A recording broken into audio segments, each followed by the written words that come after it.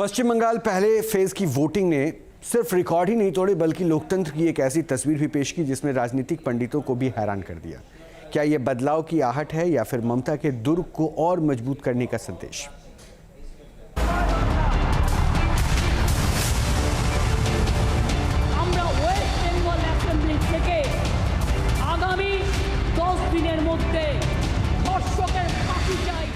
लंबी कतारें, घंटों इंतजार, महिलाएं, बुजुर्ग, युवा। पश्चिम बंगाल में पहले फेज की वोटिंग ने जो तस्वीर दिखाई उसी से तय हो चुका था पश्चिम बंगाल इस बार इतिहास रचने जा रहा है। 152 सीटों पर 92.88% मतदान। इतिहास में पहली बार रिकॉर्ड ऐसा जिसने राजनीतिक पंडितों को हैरान कर दिया है। लेकिन बड़ा सवाल है, क्या ये वोटिंग बदलाव का संकेत है या फिर ममता बनर्जी पर फिर भरोसा? जीरो ता सत्त्वेও যাদের টাকা কেন্দ্রীয় সরকার দেয়নি আগামী 21 ফেব্রুয়ারি তাদের টাকা তাদের ব্যাংক অ্যাকাউন্টে চলে যাবে। इस बार पश्चिम बंगाल में जो हुआ वो पहले कभी नहीं हुआ। पिछले दो चुनाव के दौरान 152 सीटों पर मतदान के आंकड़े को देख लीजिए। 2016 में 79% मतदान हुआ, 2021 में 82% मतदान हुआ, 2026 में 92.88% वोट डाले गए। रिकॉर्ड क्यों टूटा, इतिहास क्यों बना, इस भारी वोटिंग के पीछे क्या है तकनीकी खेल, आपको हम आंकड़ों के जरिए समझाने की कोशिश कर रहे हैं। इस तकनीकी खेल के पीछे की वजह है SIR यानी स्पेशल इंटेंसिव रिवीजन। चुनाव आयोग ने वोटिंग से पहले वोटर लिस्ट का रिवीजन किया। पश्चिम बंगाल में रजिस्टर्ड वोटर्स की संख्या 7,66,00,000 थी। चुनाव आयोग ने इस SIR में 91 लाख नाम मतदाता सूची से हटा दिए, यानी 294 सीटों में से एक सीट पर औसतन 30,952 नाम हटाए गए। इस तरह वोटर्स की संख्या 6,75,00,000 रह गई, यानी 11.8% की कमी। वोटर लिस्ट में 7 लाख नए नाम जोड़े गए। इस तरह वोटर्स की संख्या 6,82,00,000 पहुंच गई। ये तय नियम है, जब कुल मतदाताओं की संख्या कम होती है तो मतदान प्रतिशत खुद ब खुद बढ़ जाता है। इसके पीछे का लॉजिक समझिए।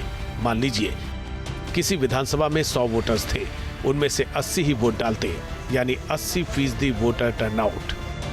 लेकिन SIR के बाद 10 मृत या डुप्लीकेट वोटर्स के नाम कट गए। इसके बाद कुल वोटर्स बचे 90, यानी अब वोटर टर्नआउट 88.89%। इस तरह से वोटिंग परसेंटेज में हुआ 8.89% का इजाफा, जबकि वोटर्स की संख्या में कोई बढ़ोतरी नहीं हुई थी। 2021 की तुलना में इन सीटों पर रजिस्टर्ड वोटर्स की संख्या भी करीब 37 लाख कम दर्ज की गई। 2021 विधानसभा चुनाव 3,97,00,000 मतदाता, 2026 विधानसभा चुनाव 3,60,00,000 मतदाता। मतदाताओं की संख्या में कमी करीब 37 लाख। लेकिन ये कमी क्यों?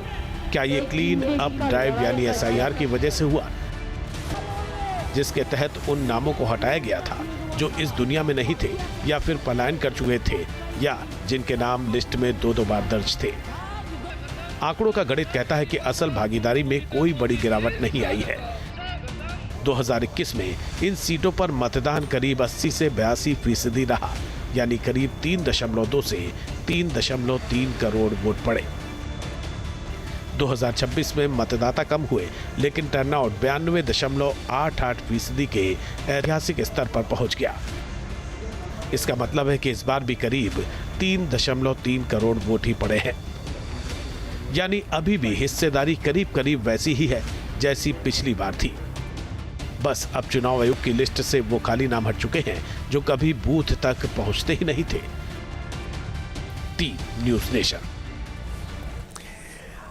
अब इस बम्पर वोट के पीछे के फैक्टर को जरा समझते हैं इस रिपोर्ट के जरिए।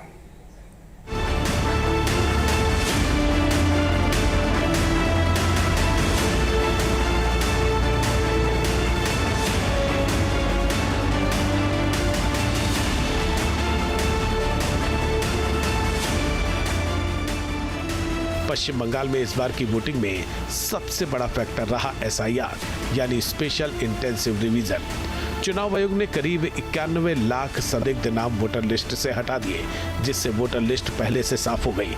SIR के दौरान नाम कटने की खबरों ने लोगों में डर पैदा किया। SIR से अलर्ट। इस बार वोटर्स पहले के मुकाबले ज्यादा अलर्ट थे और इसकी वजह थी SIR, जिसने मतदाताओं को बूथ तक जाने के लिए मजबूर किया।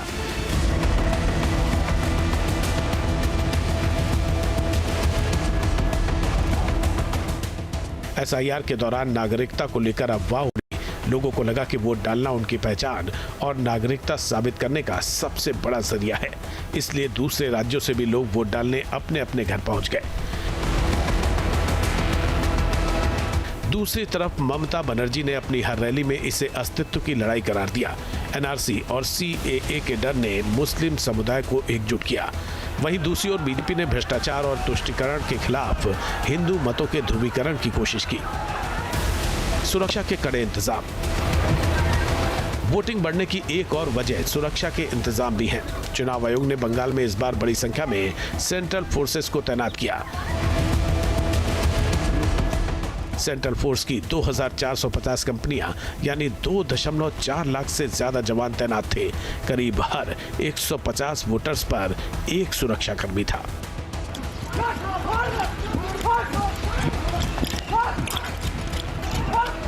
जिसकी वजह से हिंसा की आशंका कम हुई और लोग बिना डरे वोट डालने के लिए पहुंचे। महिला वोटर। बंगाल की राजनीति में ममता बनर्जी का सबसे मजबूत किला रही हैं महिलाएं। लक्ष्मी भंडार और कन्याश्री जैसी योजनाओं ने ग्रामीण महिलाओं के हाथ में सीधे पैसे पहुंचाए हैं। ममता बनर्जी ने लक्ष्मी भंडार योजना की रकम 500 रुपए बढ़ाने का वादा किया है। फिलहाल सामान्य वर्ग की महिलाओं को 1000 और SC/ST महिलाओं को 1200 रुपए मंथली मिलते हैं।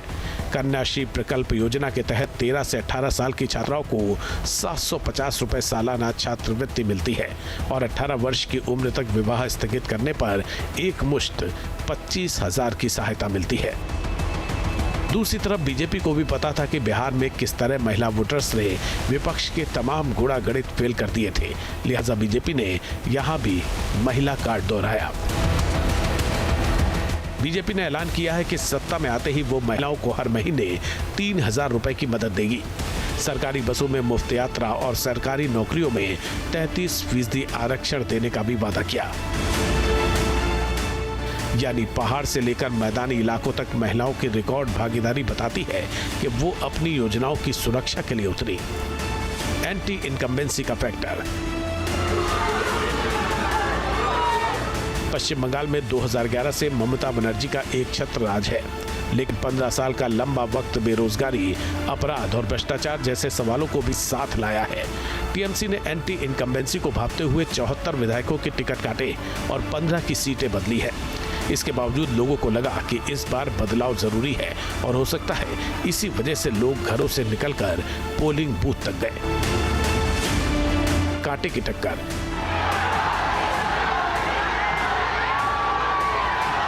बीजेपी और टीएमसी दोनों ने ही इस चुनाव को आर पार की लड़ाई बना दिया है। बीजेपी के लिए खुद पीएम मोदी और गृह मंत्री अमित शाह बंगाल चुनाव के लिए एक्टिव हैं। दूसरी तरफ टीएमसी से ममता बनर्जी और अभिषेक बनर्जी ने मोर्चा खोला हुआ है। इस वजह से दोनों तरफ के कार्यकर्ता पूरी ताकत के साथ वोटिंग प्रक्रिया में जुट गए। साफ है कि बंगाल का वोटर खामोश है, लेकिन उसके इरादे इस बार इतिहास रचने वाले हैं। ये बढ़ी हुई वोटिंग ममता की हैट्रिक को मजबूती देगी या सत्ता परिवर्तन का द्वार खोलेगी, इसका फैसला 4 मई को ही होगा। News nation. अब से डीडी फ्री डिश की चैनल नंबर 57 पर देखिए न्यूज़ नेशन।